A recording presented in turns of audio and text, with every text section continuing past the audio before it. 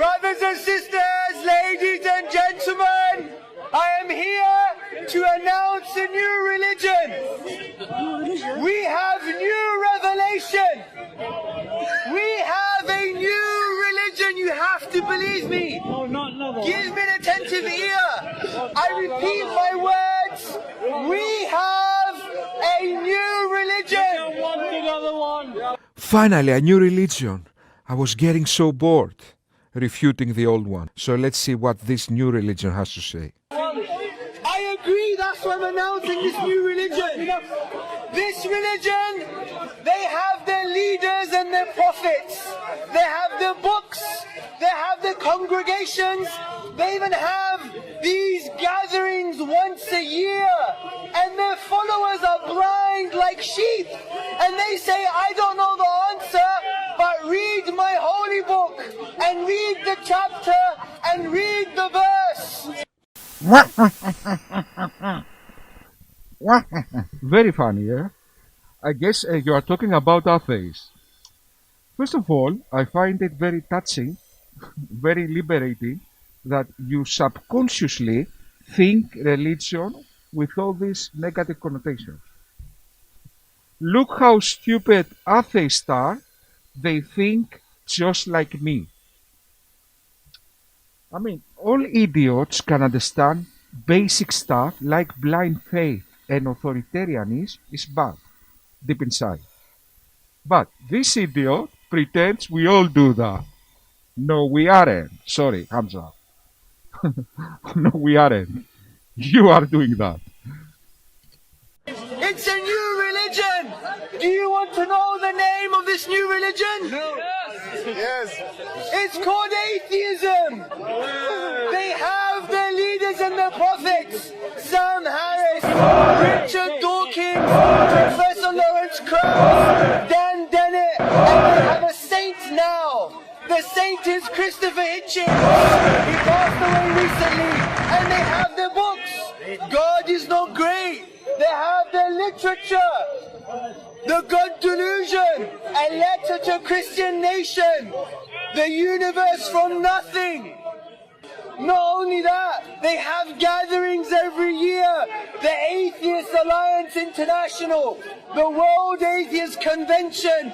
They meet together and they worship these leaders and they sanctify these ideas. Firstly, let's make something clear. Your intuition that worship is wrong is correct. The reason why you subconsciously sense worship is an unhealthy state of mind is because it is.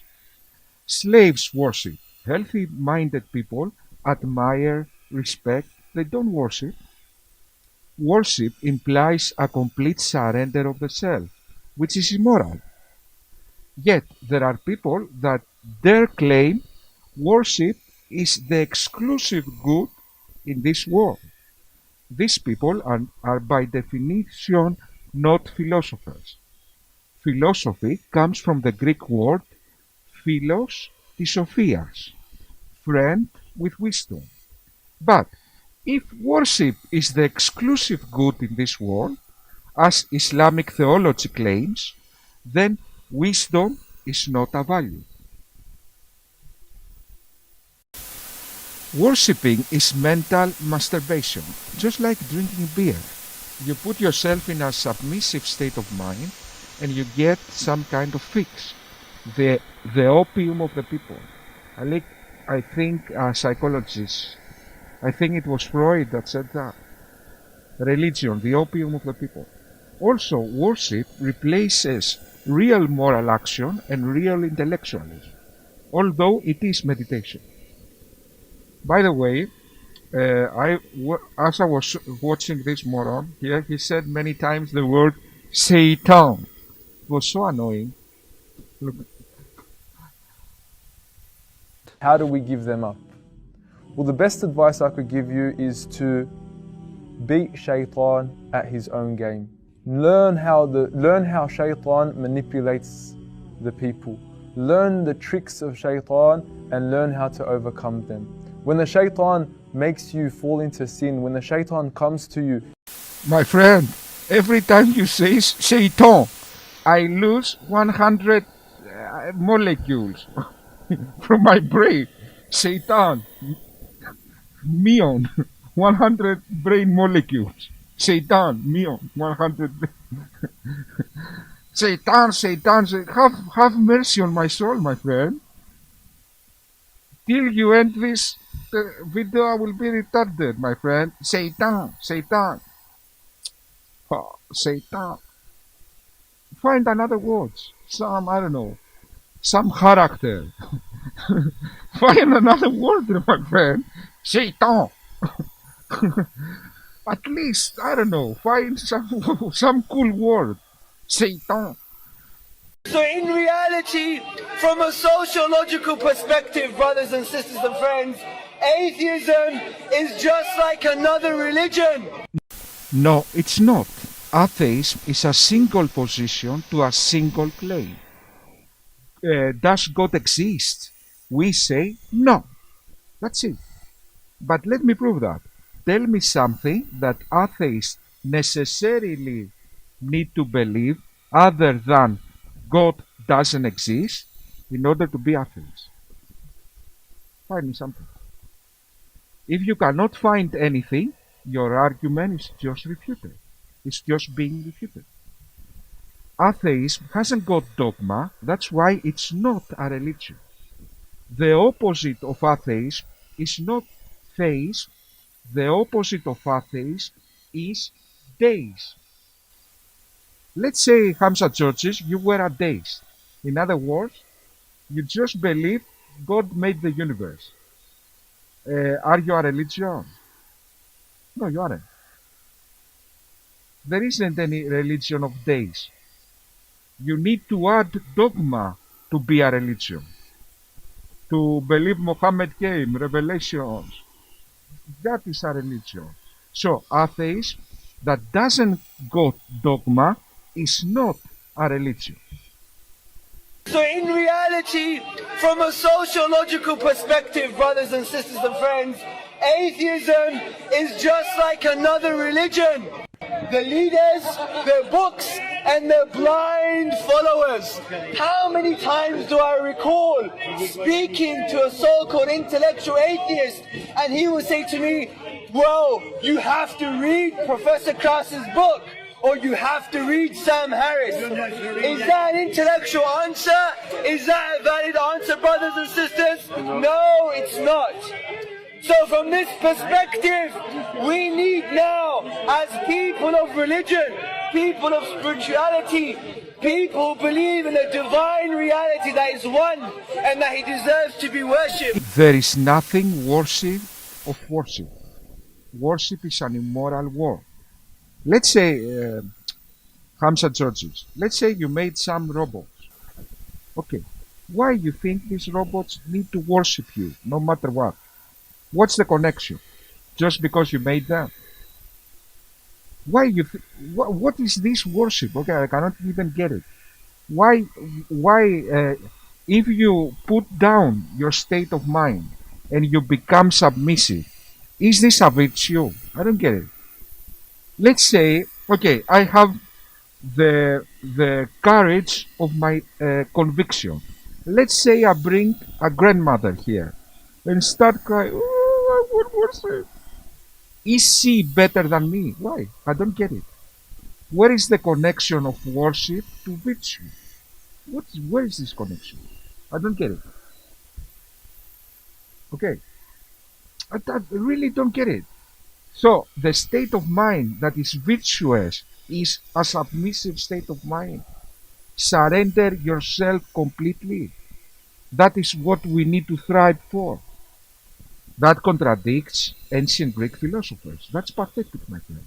So, even if God existed, we will admire him, we will hear his advice, we will love him, we will respect him. But why worship, my friend? What is worship? Worship is, I don't know, in ancient Egypt, We need to reactivate. We need to activate each other, re-energize, and have a counter movement against this growing atheist tsunami. There was a conference in Saudi Arabia just a few months ago where the scholars came together to discuss the issue of atheism infiltrating the Muslim world. The pressure you feel from atheism is because for 400,000 years, for 1400 years, Islam is enjoying an environment of non-criticism, as well as a waterfall of undeserving positive social pressures.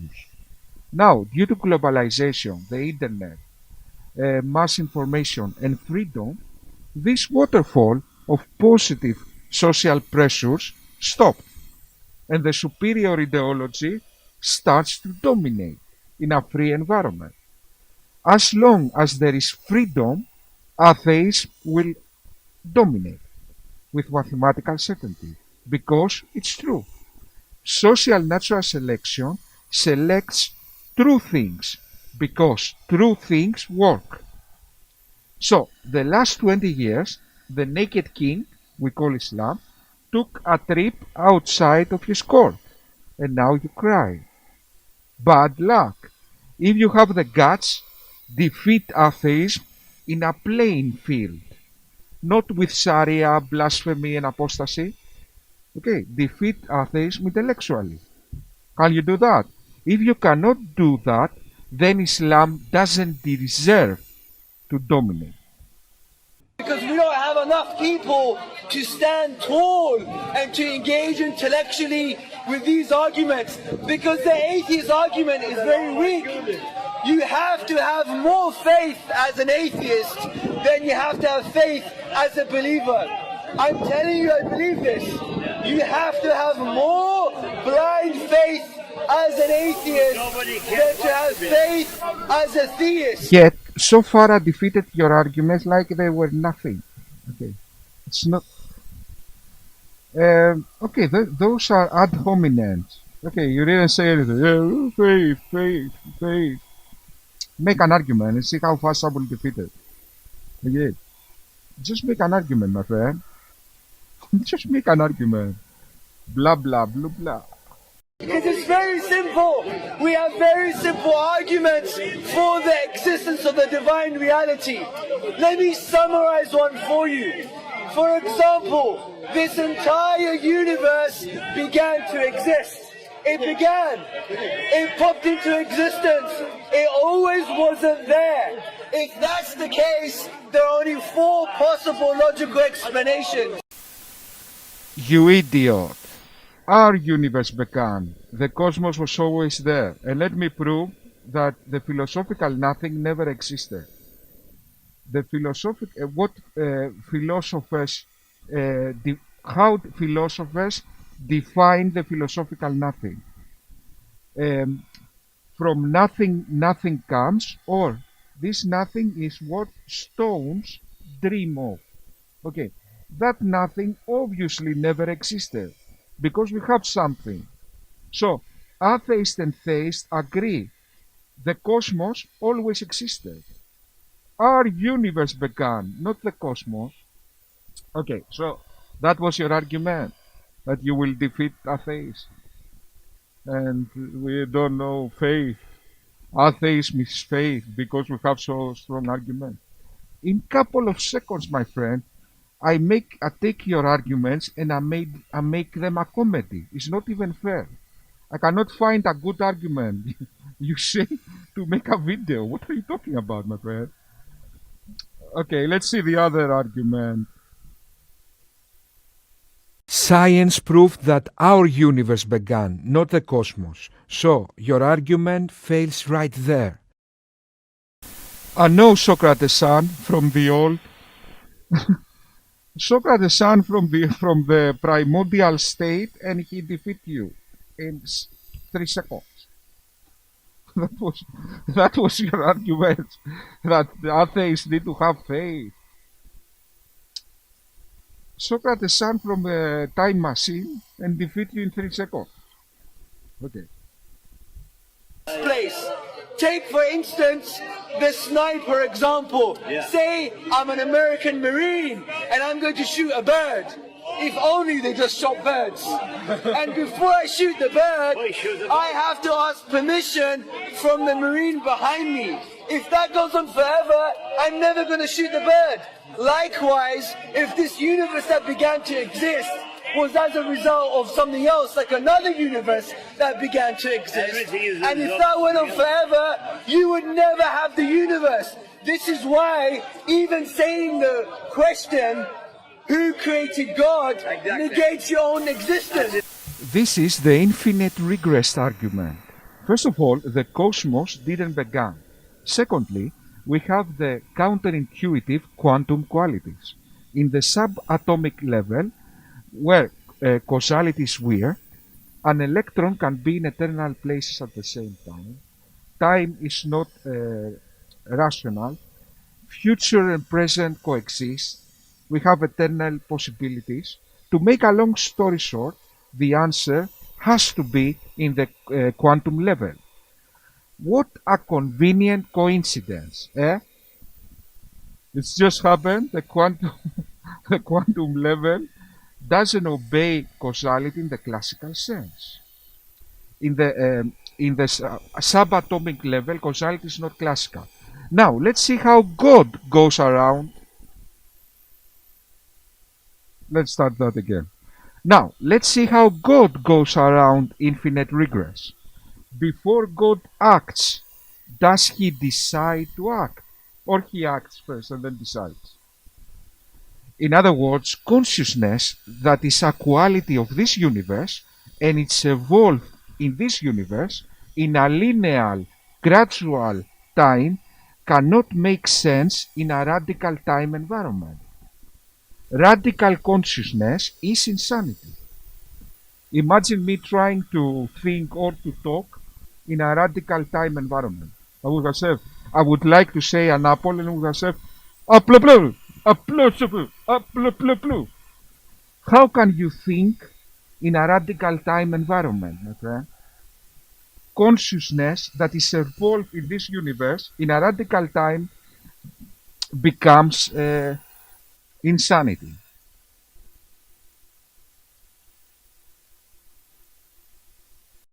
So, what just happened? I took your best argument. Not only I've proven that that doesn't do anything to atheism, but your argument disproves your God. Thanks. So this is what just happened, in case you have any illusion. Because God never began to exist. And interestingly, And you said, well, God the had everything at the philosopher beginning. Abraham Now you're argues contradicting yourself. in the book, Now he's contradicting There Is a God by Professor Anthony Flew, he summarizes his point amazingly. He says, theists and atheists, they actually agree on one thing. They agree that there was something preceding the universe, or there is something that always existed. It's either what caused the universe or the universe itself. But since we know the universe began, then it follows what created the universe was always there. Modern cosmologists just say the universe began. It doesn't say what happened before. It might have been a multiverse. It might have been a quantum environment. It might have been... Okay, so you are misrepresenting science. You are basing your argument on wrong premises. You are wrong, Hamza Tzortzis. That's not a debate. That's factually wrong. So it brings us to the fourth logical possibility, is that there's an uncreated creator which makes sense of the divine reality. In 4 minutes, or around that time, we have annihilated the worldview of atheism. Now, what you did was a special pleading logical fallacy. You made an argument, a good argument, supposedly no one can defeat. Of course, Socrates Son is here for that. And then you didn't apply your own argument to yourself, my friend. That's called special pleading. Why? How God goes around infinite regrets? How? Did you explain that? No, you just said it. I mean that from a point of view that denying the divine reality is equivalent, sorry, it's cold, of denying yourself. Let me tell you why. Don't bother. Our cells are made up of what? A consciousness. We can never deny that a human being is conscious. We have this third-person subjective experience, and no machine, no theory, no form of empiricism or physicalism or scientism can ever discuss the consciousness, because the very fact that I have a conscious reality is actually proof of the divine reality. Let me explain why. Now, I could have a strawberry. Now, the scientists can say you are eating something, or they could even say you're eating a strawberry if they have some kind of MRI scan or probes in my brain, on my forehead, that I'm eating the strawberry. But they could never say what it is like to eat a strawberry. That is a third-person subjective experience that belongs to me. That reality is called the hard problem of consciousness, as Professor Chalmers, David Chalmers, he aptly, eloquently writes about this in his book, that the hard problem of consciousness cannot be explained by materialism, by atheism, by physicalism, or by any form of scientism. Consciousness is personal. Our experiences are personal. Science, in order to imitate our experiences, need to connect with us. It's like saying another person describing an experience in a book or in a movie cannot recreate completely the experience to us, like the real thing. Yes, because it's a third person. How that proves God? That just proves that our experiences are personal. How that proves God? So, it's like saying, just because our experiences are personal and a third person, a machine or a third person that God created, cannot imitate our experiences, cannot feel for us, a third person cannot feel for us. Can I go to my mother now and pinch myself and I say, Mama, feel for me? Feel for me? Or, Mama, see the movie for me, and I go swimming? Can I do that? Why I cannot do that? Because there is God? No, because our experiences are personal. What are you talking about? Stupid argument, once again. And now, the time we all were waiting for. All, I mean everybody, not just me. Where I get to sing a karaoke song. Let's go.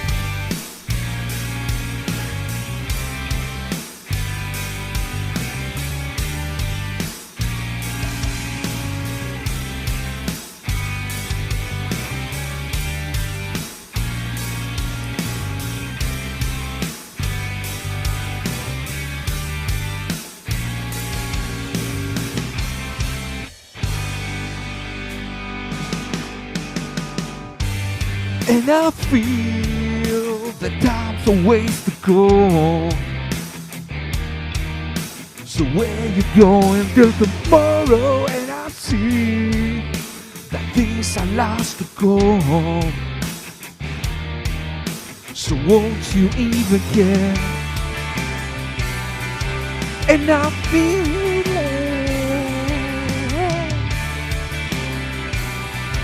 And I feel it. Where you going tomorrow? Where you going with the mask I found? And I feel when the dogs begin to smell. Wheels is better low.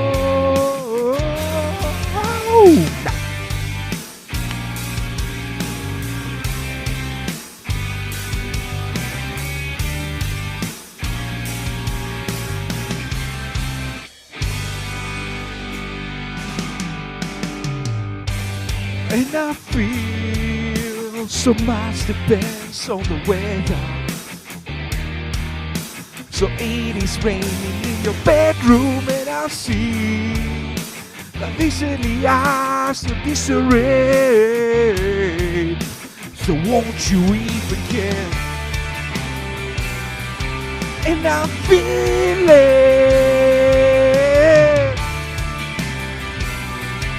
and she's feeling. Where you going for tomorrow? Where you gone with the mask I found? And I feel when the dogs begin to smell her. Will she smell alone?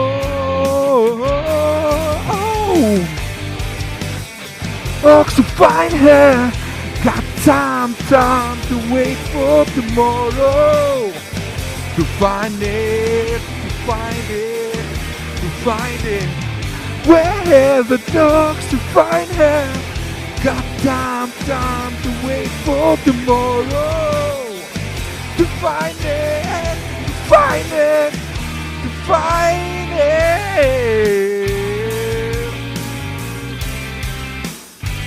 To find